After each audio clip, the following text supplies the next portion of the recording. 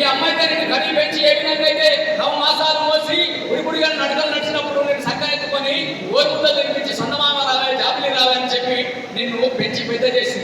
అదే విధంగా ఈ ప్రకృతిని కాపాడడానికి సకల చరాచర జీవరాశులని కాపాడడానికి చెట్టు గాలినిస్తున్నా, మీకు పళ్ళనిస్తున్నా, ఫలాన్ని ఇస్తున్నా, మీకు అన్ని రకాల వస్తువులను ఇస్తున్నా, మీరు చేసే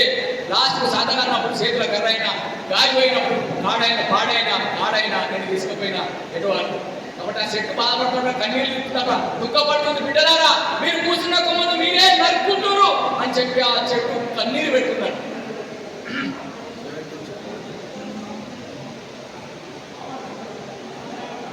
నాకే వెనకాలంటూ చేతులుంటే ఆ చేతులకు నరికేటి శక్తి ఉంటే మనిషి నా వంటిని తాకేవాడా,